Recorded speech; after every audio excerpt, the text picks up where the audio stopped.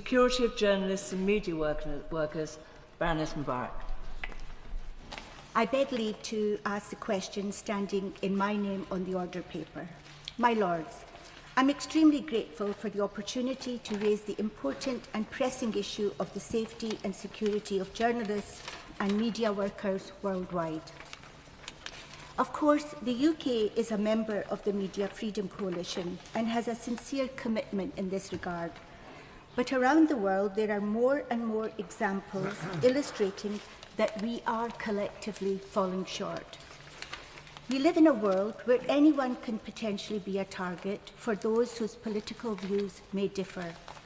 Politicians can be sanctioned by hostile actors, and many colleagues in this House and the other place would testify to that.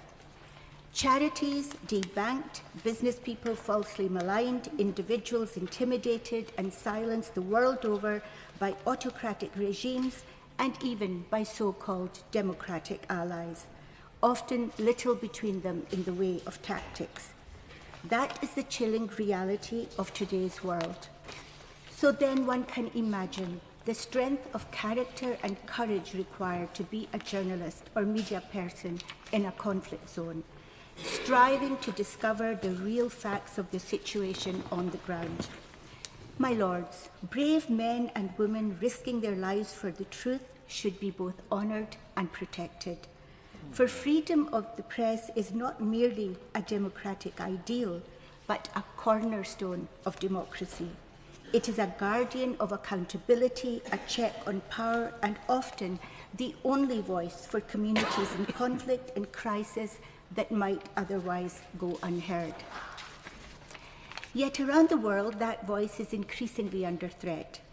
The 2024 World Press Freedom Index paints a stark picture.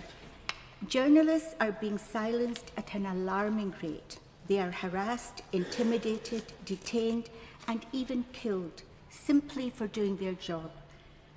The United Kingdom, a founding member of the Media Freedom Coalition, has both a moral duty and strategic interest in defending global press freedom. We must not only continue to champion media freedom globally, but redouble our efforts, especially as autocratic regimes and armed actors increasingly view the press as an enemy rather than a custodian. Here I offer just a few of the many examples shared with me by Internews Europe, an international NGO I am happy to support. In Afghanistan, and since the fall of Kabul, there has been an escalating wave of repression. Dozens of journalists have been arrested, tortured, or forced into hiding by the Taliban. In 2021 alone, Internews evacuated and helped to resettle 62 journalists and media workers facing extreme risk. In Sudan, since civil war erupted in 2023, Sudanese journalists have faced harassment, detention, and exile. Yet they offer the most vital of lifelines, for in times of conflict, access to accurate, timely information can mean the difference between life and death, helping people avoid danger or find safe passage. In Myanmar, local journalists have been eternally enterprising, committed and resilient in their efforts to bring information to the people of Myanmar. Yet there were 35 imprisoned in 2024, according to the Committee to Protect Journalists. With international media banned and internet shutdowns frequent, these individuals continue to do brave, risky and vital work, such as reporting on the recent earthquake. My Lords, the UK can make a meaningful impact in 4 key areas. First and foremost, diplomatic pressure where we have some influence. The Global Media Freedom Initiative, launched with Canada, is commendable, but diplomacy must be matched with consequences. When governments jail journalists or shut down media outlets, they must know it comes at a price. Targeted sanctions and coordinated international condemnation must be tools we use more frequently. So this leads me to ask the Noble Lord the Minister, what specific diplomatic actions the UK has taken in the last 12 months against governments known to be suppressing the media. Second, giving direct aid where needed. Noble Lords will be aware that legal intimidation, dubbed as lawfare, is now one of the most pervasive threats to media freedom. Journalists are being buried under lawsuits intended to drain their resources and silence their investigations. These strategic lawsuits against public participation, or SLAPs, affect all of society, but especially journalists. Anti-SLAPs campaigners want a change in the legislation to stop such actions. A change in the law had received backing from the last government, but failed to make it through Parliament before the election last July. Online harassment, especially against women journalists, is another growing front. So can the Noble Lord the Minister explain what they are doing to expand support for legal defence, cyber protection and emergency relocation through the Global Media Defence Fund, and also what plans there are for revisiting the legislation that would have been introduced had there not been an election.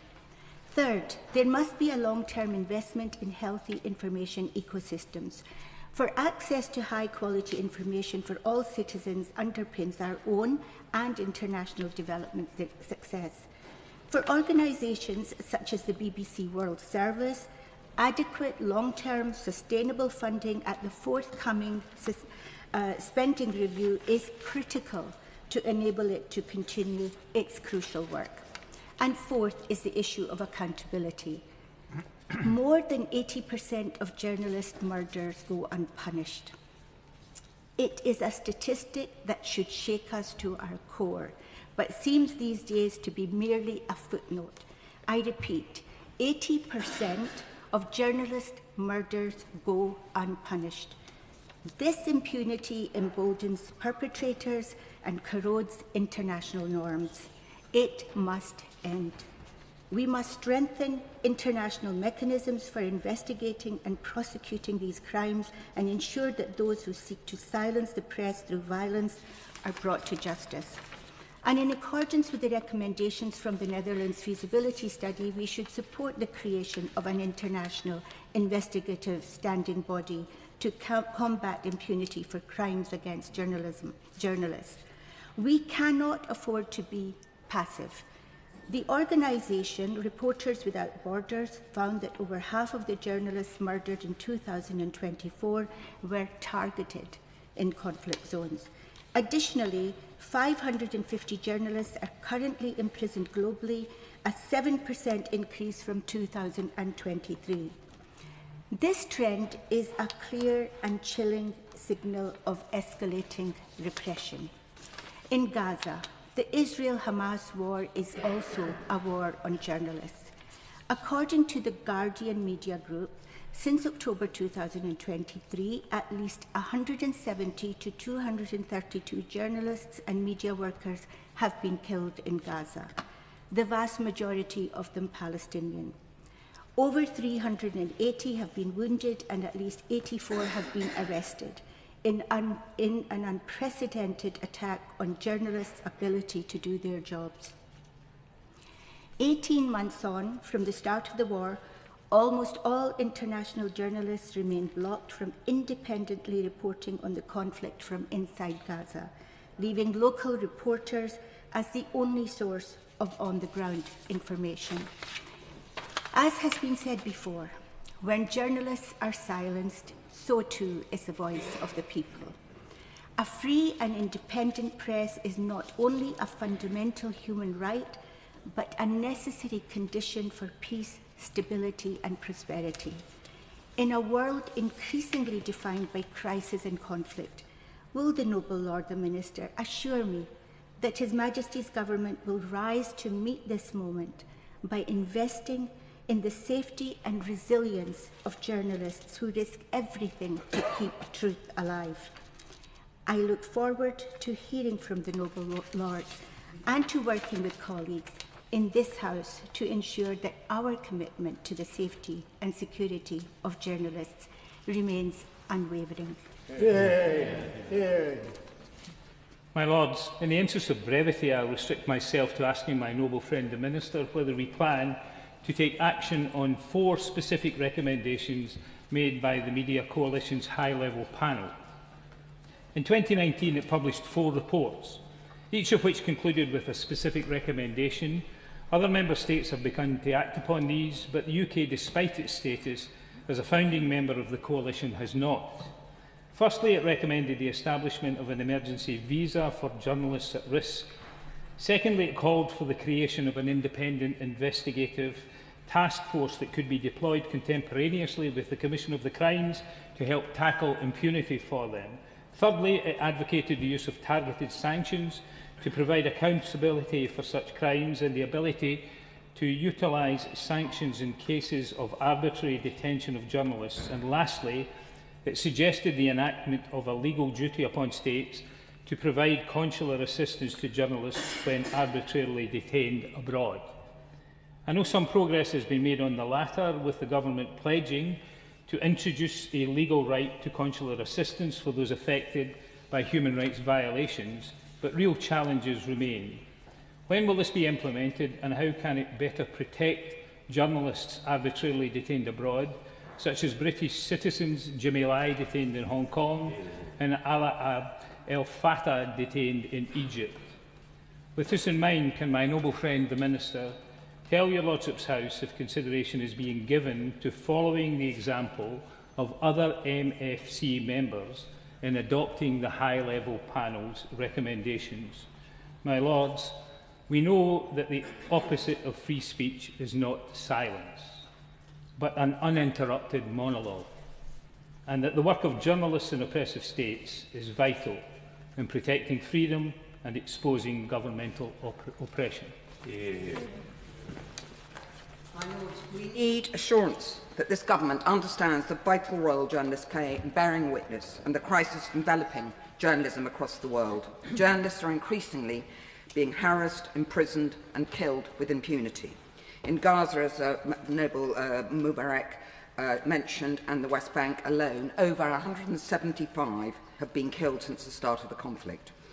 A conflict where they are prohibited unless accompanied by designated officials. Will the Minister join me in congratulating the work of the Marie Colvin Journalists Network in supporting female journalists in the Middle East? I declare an interest as being on the advisory board. It was established in the memory of my brave friend who was murdered in Homs by the Assad regime, inspirational in her belief in the power of journalism to bring about change.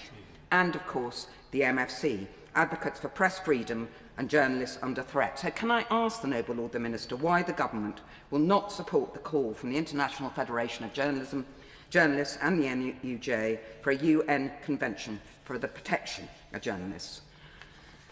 My Lords, I have just returned from the US, where the effect of Trump is chilling. Associated Press excluded from attending press briefings because it insists on calling the Gulf of Mexico the Gulf of Mexico. CBS News sued for the way they edited their own interview with Kamala Harris, the gutting of Voice of America, which only makes support of our BBC World Service more important, a beacon of non-partisan factual reporting which reaches a global audience of 320 million. My Lords, 80% of the World Service budget is currently classed as ODA. Can I ask the Noble Lord the Minister to confirm that this funding will be protected? When our Arabic radio service was withdrawn from Lebanon because of lack of funds, the frequency was taken over by Russia. Does he not believe in sustainable investment in the World Service, and that ultimately it should be financed through general taxation via the FCDO rather than the licence fee? My Lords, Article 19 of the Universal Declaration of Human Rights guarantees the right to freedom of opinion and expression, including the freedom to hold opinions without interference and to seek, receive and impart information and ideas through any media, regardless of frontiers. In exercising Article 19, too many journalists face harassment, prosecution, asset freezing, disinformation, kidnapping, even death. UNESCO suggests that in 2024 at least 68 journalists were killed, all at a time when media outlets are being closed through hostility or funding cuts. My Lords, does the Minister agree that when crimes against journalists are left unpunished, a lack of accountability and impunity merely emboldens the perpetrators?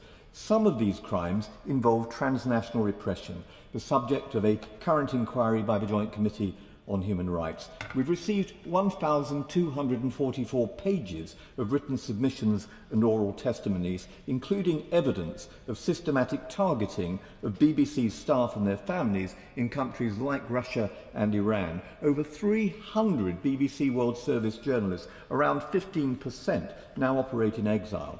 We've heard from Jimmy Lai's lawyers about his imprisonment in Hong Kong, jailed by the Chinese Communist Party for the crime of journalism and for promoting free media. We heard of the shocking attempted murder in London of an Iranian journalist left bleeding on the pavement outside his studio as 3 assailants headed for Heathrow and out of the country. The JCHR has been told, and I quote, "There has been a serious escalation of harassment and security threats directed at journalists reporting on Iran from abroad, including credible death and kidnap threats." The committee will this week be publishing some of this evidence. My Lords, will the Minister urgently look at the evidence, engage with the JCHR and respond to the BBC's call for, I quote, "better coordination across government departments in providing support for journalists and their families, and tell us how we intend to use international fora to make the case more effectively for Article 19 and to challenge impunity." My Lords, I begin by thanking my noble friend for initiating this debate and by referring to my interest as a member of the Media Law Bar. In the brief time available, I've only one subject to mention: Jimmy Lai. He's a journalist and a newspaper owner. He's 77. He's a British citizen. He's a prisoner of conscience. He's been unjustly imprisoned in Hong Kong for over 4 years. His 12-month trial for national security offences and sedition is now adjourned until the 14th of August. For the rest of the hot Hong Kong summer, he will be incarcerated in a small hot cell. He's on trial because he's a journalist and a pro-democracy activist. This is an affront to the rule of law. It's an affront to his and our internationally recognised human rights. It shows up the authorities in Hong Kong and China as weak, afraid and foolish. I urge the noble Lord the Minister and the government as a whole not to forget Jimmy Lai. I urge all noble lords in every part of this House not to forget Jimmy Lai. At a time when at least one democratically elected Western leader is appeasing a murderous thug, the very type of person he and we should be confronting, this House, this Parliament, this government, this country, this democracy must stand up for Jimmy Lai and let China know that he is not forgotten. My Lords, I thank the noble lady Baroness Mobarik for securing this debate and for an introduction that didn't fall into outdated 20th century tropes of the idea of us over here with media freedom and them over there without media freedom. The Lib Dem, Varieties of Democracy Institute report on the defiance in the face of autocratisation concludes that democracy around the world has receded to the level it was in 1985, and that censorship and intimidation of the media is a key factor in that. Brazil and Poland are two of the countries that it sees crossing over from democracy to autocracy. And as the noble lady Baroness Carter said, we are seeing in the United States, the noble lady set out lots of cases of media suppression, but we're also seeing a huge suppression of academics. The academics who are often the commentators and the analysts in the media, crucial voices that are now being silenced by the Trump presidency. The focus has to be truly on journalistic freedom as a good in itself, not using it as a stick to beat the people we want to beat with, and quietly ignoring what our friends are doing instead. And I particularly want to focus on so many journalists and indeed activists who've campaigned on environmental issues around the world, noting the British journalist Dom Phillips, who was murdered in the Amazon while investigating illegal fishing, logging and drug trafficking in protected indigenous reserves. A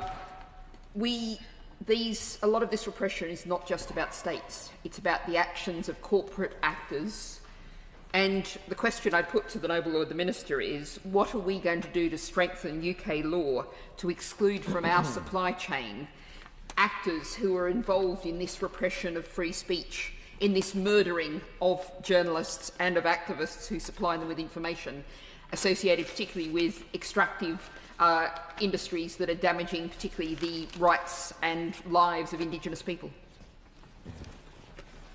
My Lords, I know the Minister is already well aware of the recent escalation in the Iranian authorities' harassment and intimidation of BBC Persian journalists and of their family members in Iran.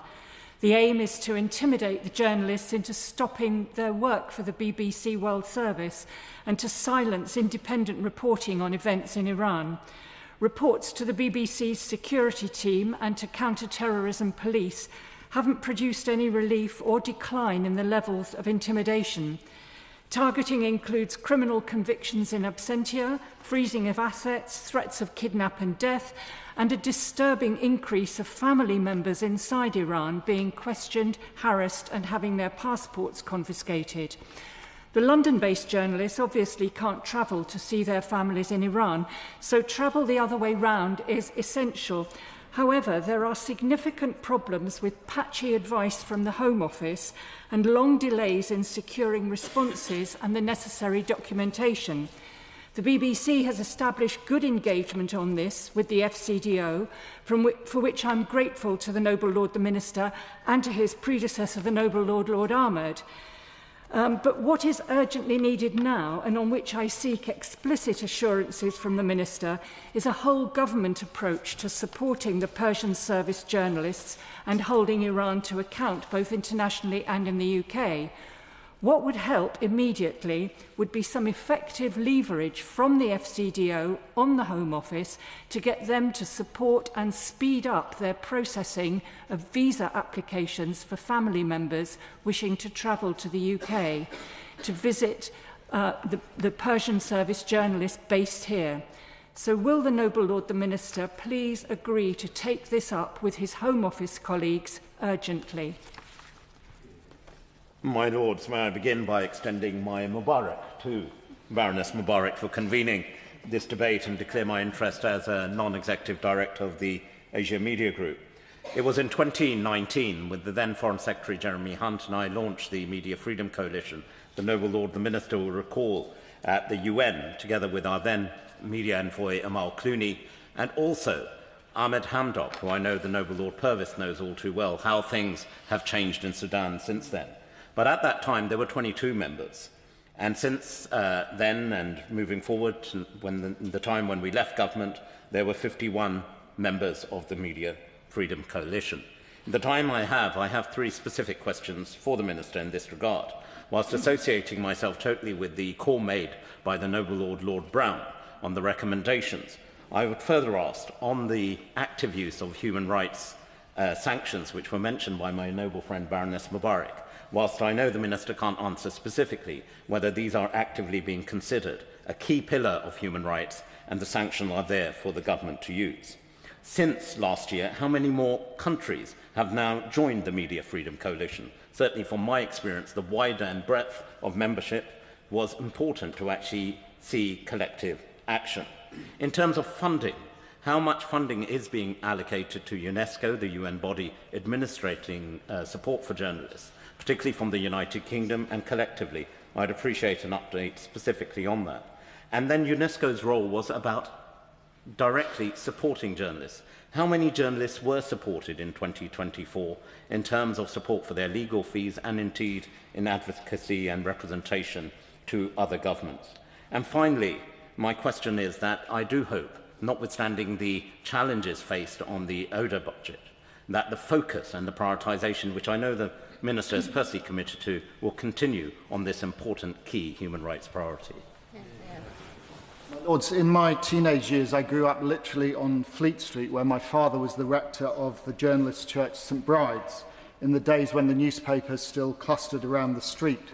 I learnt a lot during that time about the courage of journalists in bringing us news from around the world and in holding the powerful to account. At the Journalists' Altar in St Bride's, those who have given their lives reporting the news continue to be remembered every day. Today, journalists are under greater threat around the world than ever. In Sudan, at least 7 have been killed since the war broke out, and many have been detained. In Gaza, as Baroness Mobarik and others told us, over 176 journalists and media workers have been killed.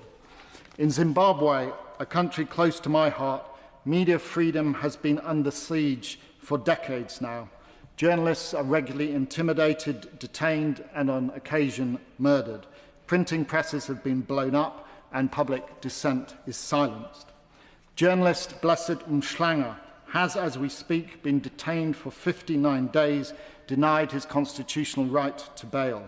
His crime, having the temerity to conduct an interview with a former war veteran who opposes President Mnangagwa's desire to extend his term in office and who has highlighted the criminal corruption of the regime and the President's family. I note that the President's wife is due to speak at a summit in London in June, and I hope that members of our Parliament who are choosing to take part will challenge Zimbabwe's First Lady on the continued detention of Blessed Mhlanga and the overall brutality of the regime that she represents. And I hope that the government will continue to make clear that there will be no resumption of normal relationships with Zimbabwe while the ZANU-PF regime continues to detain journalists, deny media freedom and defy democratic norms. As Baroness Mobarik said in her excellent speech, there must be consequences for such actions. My Lords, as a founding member of the Media Freedom Coalition, the United Kingdom has a clear role to play in defending journalists and safeguarding the freedom of press around the globe. As we heard in my noble friend Baroness Mobarik's powerful introduction and from all noble lords, threats to media workers continue, from censorship to physical violence, detention and killings, often with impunity. Our commitment must be both principled and practical, and the UK should take action in 3 areas. First, we must continue to use our diplomatic influence to hold those who suppress media freedom to account. We must stand firm against regimes that target journalists through speaking out publicly, coordinated sanctions or international legal mechanisms. Second, we must help lead global efforts to strengthen legal protections for journalists, working with international partners to promote laws that defend press freedom, supporting independent judiciaries and challenging the misuse of legislation, like defamation or national security laws that are too often weaponised against the press. Finally, my Lords, we must lead by example at home. By ensuring transparency, upholding the independence of the press and protecting journalists from threats or undue interference, the UK can model the values we advocate for globally. And after all, my Lords, credibility abroad begins with integrity at home. Media freedom is not just a democratic ideal. It protects against corruption, it gives voice to the vulnerable, and it helps build peace. And if we fail to protect those who report the truth, we are at risk of weakening democracy. The UK must not only speak up, but step up for the safety of journalists, for the strength of global media, and for the future of free expression. I thank my noble friend, Baroness Mobarik, for tabling this debate, and I look forward to the noble Lord the Minister's response. My Lords, I declare my interest as Deputy Chairman of Telegraph Media Group and patron of the Rory Peck Trust, a charity which does exceptional work in helping freelance journalists in difficult and hostile environments, last year supporting more than 500 of them from 30 countries with everything from safety training to emergency medical equipment. This subject is more important than ever as the world is increasingly unsafe for journalists and photographers. As the United States, for generations, advocate of last resort for media freedom, withdraws from its historic mission to defend free speech, new champions here in Europe are needed. 3 immediate priorities. 1, it is time to put in place an emergency visa scheme for journalists. Most reporters do not want to leave their home countries, but some have no choice to do so to flee death and imprisonment. In such extreme cases, the window safely to exit their home is often very narrow, sometimes a matter of hours. We should join Canada, Germany, Spain and many others in putting in place safe mechanisms to help those in greatest danger to find refuge, continue their important work and return home when it is safe. The numbers are small, perhaps 100 a year, but the signal it sends that the UK is a safe haven for those risking their lives to bring us the news is huge. Would the Minister please look at this issue? 2, we must understand that here in the UK the level of intimidation of journalists, even on local newspapers, is intense and growing. I was told recently of a young female journalist working for a national world local title who was subject to an abhorrent spate of email abuse and threats, in which she was told she would be sexually assaulted and killed. Fake pornographic images depicting her were circulated to her email contacts. Such examples are now tragically commonplace. Online safety laws must be implemented with rigour, not weakened in a futile act of obeisance to President Trump. Finally, one of the most important things we can do to protect journalists in the UK is to bring in a comprehensive anti-slap law. Slaps are used to bully and intimidate journalists who are seeking to uncover the truth and expose the corrupt. They are a totally unacceptable infringement on free speech deployed to coerce reporters, and if we truly value journalist safety and investigative journalism, they must go. My Lords, we all thank the Noble Lady for bringing this debate and allow us to have this short but very powerful debate in the House. And I pay tribute to the Noble Lord Ahmed for the work that he did in the previous government. The restriction of and the demeaning and the defunding of free press and media is a well understood approach of autocrats, and it's on the increase, as we've heard. Free media are often the first victim of war, as we also heard, and too many times journalists themselves have been personal victims, paid for their life in order to spread truth, as my noble friend Lord Oates said in his powerful contribution. The refusal by Israel to allow free media to operate in Gaza, or as we've heard, refusals in Sudan, or persecuting the press by Russia across the Ukraine conflict, must prove the case that if we believe in the rule of law, if we believe in transparency and democracy, we must do more. We used to have, as my noble friend Baroness Bonham said, a partner in the United States for this. We can no longer rely on this to be the case. Therefore, it's necessary for our government to step up. But simply a cursory glance of DevTracker online, we see that UK Global Partnership for Free Media is being cut, not increased. And therefore, the alarming news that there could even be reductions in funding for the Westminster Foundation for Democracy and concerns over the future funding for the World Service means that we need to plan more, we need to do more, and we need to do it ourselves. 25 years ago, the BBC Media Action, the charity, was founded because it saw a need for defending democracy, protecting human rights and freedom of speech and media freedom, because they're the very core of national security. The need is even greater now, 25 years on, and it is up to the government to increase, not to cut. And it is a major strategic error to cut all those areas of development partnership when so much is at stake. My Lords, journalists and media workers play a fundamental role not only in our political systems but in safeguarding our democracies. Reporters hold governments to account, they hold powerful people to account. They work to make sure that no matter what someone's position is, any wrongdoing, abuse or misdemeanour is brought to light. The greatest enemy of autocracy is indeed the free press. As my noble friend Lord Ahmed reminded us, in 2019 the UK co-created the Media Freedom Coalition. Through this mechanism we can raise violations of media freedom across the world, and the UK, alongside the MFC, has issued several statements condemning attacks on media freedom in countries including Myanmar, China and Russia. Of course, we can't directly control the laws passed in other countries, but standing alongside our allies in support of journalistic freedom sends a strong message to world leaders who would rather see this freedom repressed.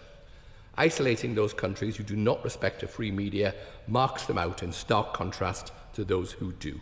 It is important that the government continues this collaborative work with global partners as a means of holding those countries and those leaders to account.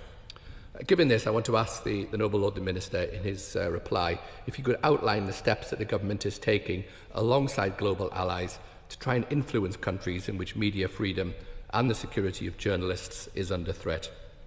My Lords, I've mentioned countries like China and Myanmar, and my noble friend Lord Garnier was right to remind us once again to maintain the pressure on behalf of Jimmy Lai.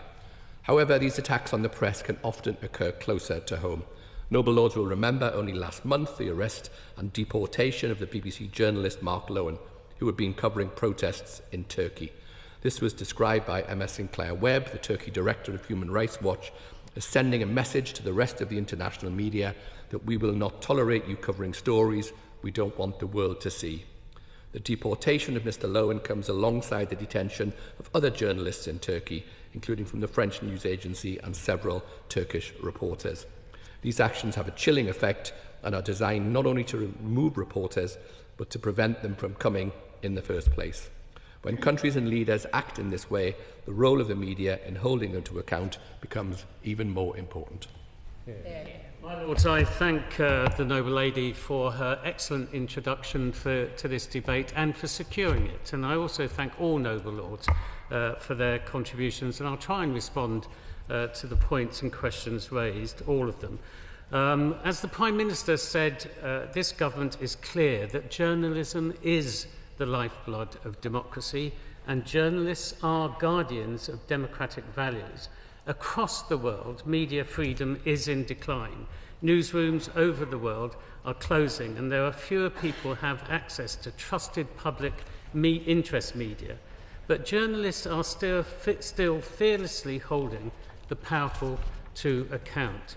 And take, for example, the conflict in Gaza, which the Noble Lady highlighted, which has become the deadliest conflict for journalists and media workers ever recorded. Or Ukraine or Sudan, where reporters are also taking significant risks to uncover the truth.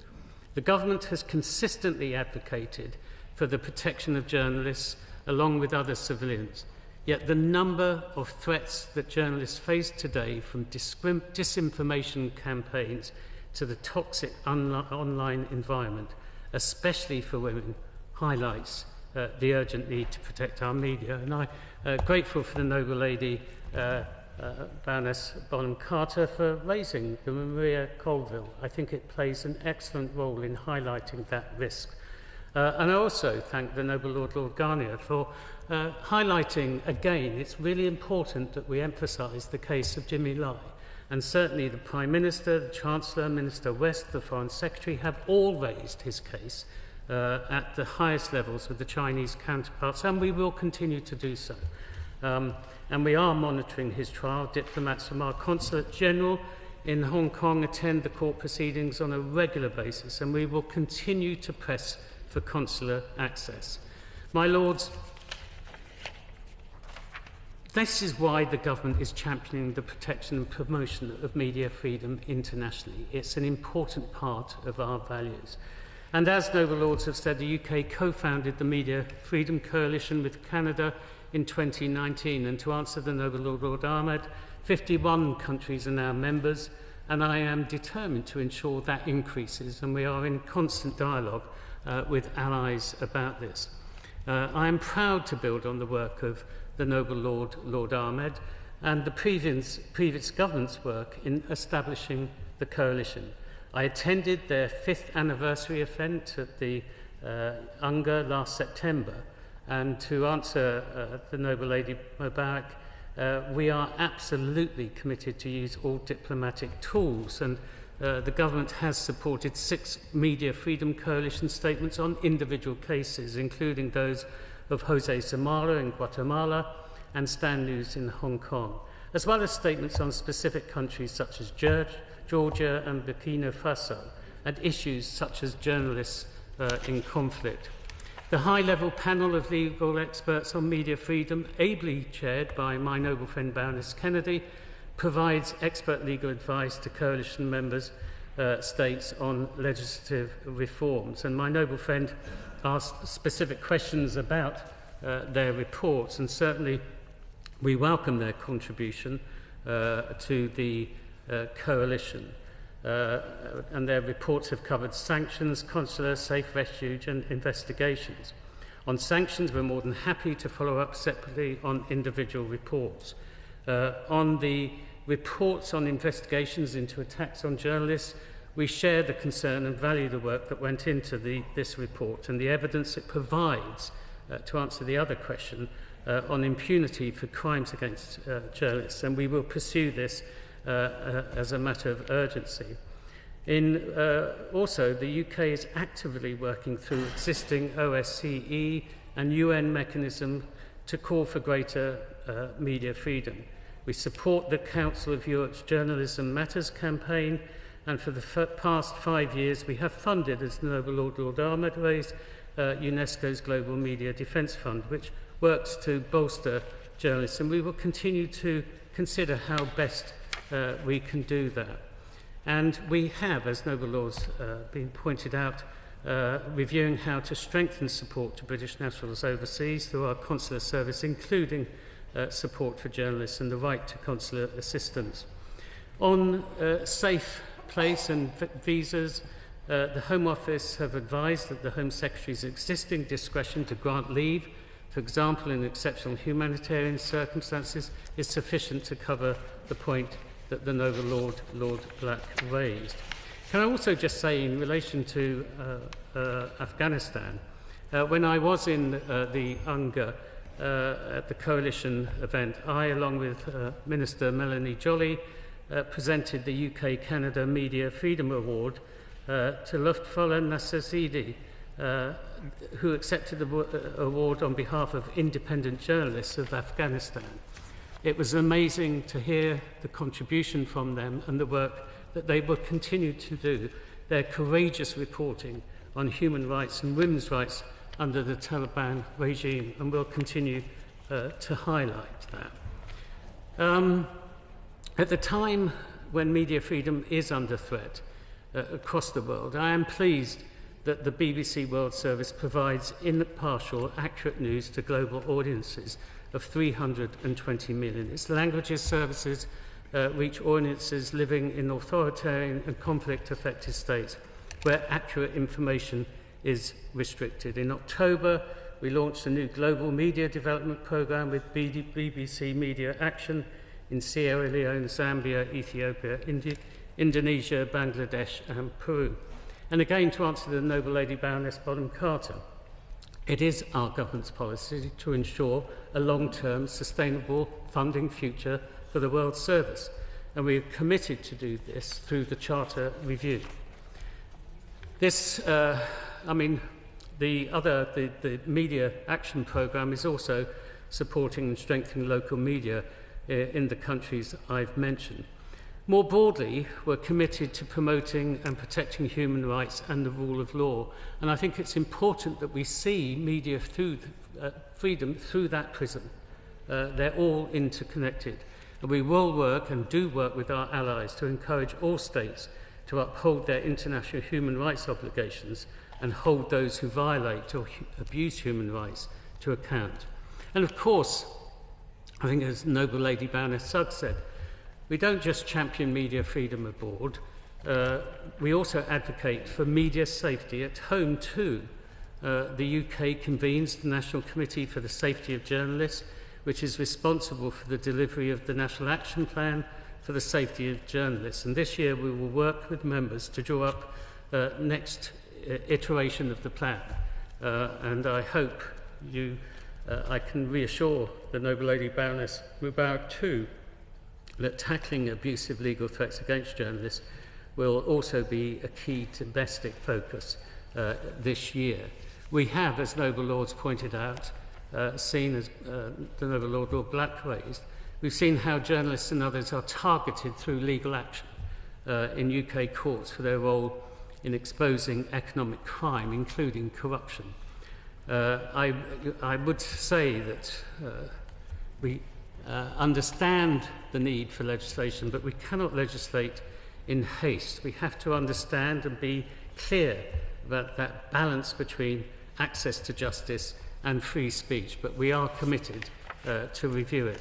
My Lords, I do hope that today's debate is only the start of our consideration of this important issue, and I want to again reassure the Noble Lord Ahmed that this government is committed to continue the work that he started, which I'm incredibly proud about, and we will continue to do it at all levels of our multilateral and bilateral relationships. I think it's important, and I understand the points that the Noble Lord Purvis has raised, and I'm not going to sort of go through a point by point on our spending plans, but I do want to assure people and Noble Lords that this government is committed to ensuring that we use all tools available to us to defend media freedom, which includes all of our diplomatic efforts. So I would conclude that we are continuing to support and protect media freedom both domestically and internationally through the Media Freedom Coalition, which we are committed to build and extend, and other development and other initiatives. We are taking big strides towards a safer and more transparent environment for all journalists, and to ensure that independent media can thrive and hold power to account. Before the Noble Lord sits down, may I ask him if he would comment on one of the questions I asked about his willingness to speak to Home Office colleagues about being quicker off the mark in processing visa applications for the relatives of BBC Persian journalists who need to come here to visit their family because the journalists who are based in London clearly can't go there. No, I understand the Noble Lady's point, and I will undertake to do that.